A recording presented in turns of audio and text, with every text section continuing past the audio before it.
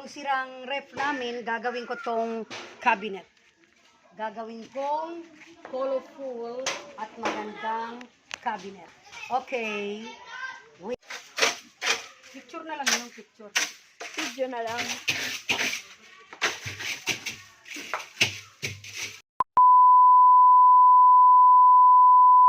Guys, okay na. Medyo malinis na. Malinis na. Mga 3 to 4 days lang to. Okay na lahat.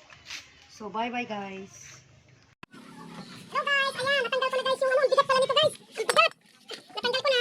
So, ayusin ko na ito bukas. Lalagyan ko na lang ng wallpaper. Bye. The next day. Hello. Say hello. Hello. Hello. Hello po. Hello po. Hello guys. This is DJ Annie.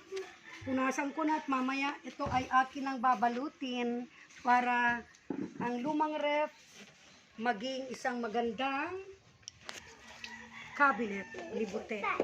Okay, bye. Lalagyan ko lahat ng likod, lahat sa loob pagkulay. So, mamaya, guys, makikita nyo how beautiful and colorful my ref cabinet. Bye! Kailangan para flat na flat siya, susundan nyo ng pamunas. Kailangan wala siyang hangin sa loob para hindi magbukol-bukol. So, ganyan yan. Look at this. Tingnan mo to. Napaka-flat. Kasi sinusundan ko siya ng pamunas. So, okay na. Okay na yung harapan ng ref. Okay na. Okay guys, later on ulit. Nasa loob na ako naglalagay. Inside. Yan ang nilalagyan ko. Tapos na, pakita mo yung mga harap. Labas. Okay na. Now, naku, kulang. Why is it kulang here? Kulang. Oh, Ito pala na lang. tapalan ko na lang. Tatapalan na lang. Inside. Inside and out. Okay. Malapit na ha.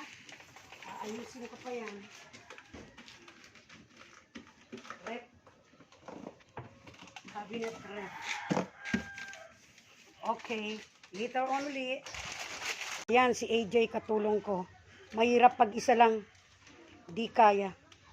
So, kailangan may ka-help.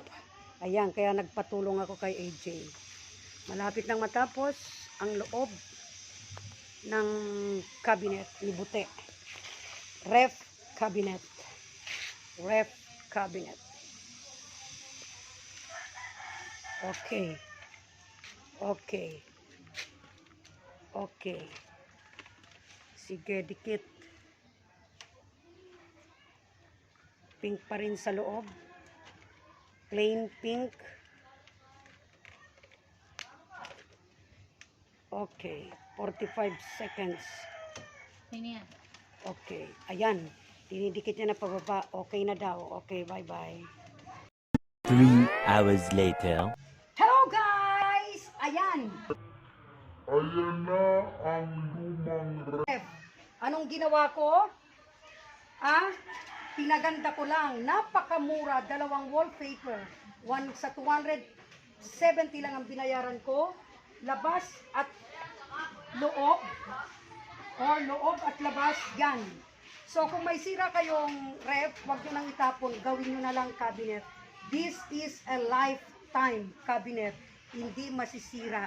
Yan. Napakamura pero kailangan ng effort. Dahil mahirap magdikit. Pasensyang effort. Nandiyan pa si Mati Boy. Nagpupulit pero natapos din. O, may patungan. Yan. Mamaya, lalagyan ko na yan ng mga damit. Ipapasok ko na sa kwarto. Sa susunod na ipakita ko, may laman na yan. So, ayan. Matagal ko na tong gustong gawing project. Now ko lang nagawa. Now ko lang nagawa. Paunti-unti. Yan. Paunti-unti. My new project. Ang cabinet ni Bute. Yay! 1 hour later. Guys, this is it. Yung lumang ref. Yung lumang ref, ayan na. It turns to a beautiful. It turns to a beautiful cabinet. So, look at that. Dito may mga lagayan ng kanyang mga abubot. Dito may lagayan ng kanyang mga kung ano-ano. Mayroon pa siyang Barbie. Barbie. So, lifetime cabinet ito. Kaya kung may luma kayong mga ref, huwag niyong itatapon, gawin niyong ganito. Mahirap lang, medyo mahirap lang mabalot, but it's very nice. Lifetime na cabinet, hindi masisira. Look at that. So, yan ang cabinet ni Bute. Medyo okay na. Hindi naman siya masyadong kung saan-saan nakalagay ang damit niya. So, kasi kung ibebenta nyo, napakamura lang ang ref. 300, 400. So, if you make this cabinet like this one, lifetime. Hindi masisira. Medyo mahirap lang. So, guys, sana gumawa kayo ng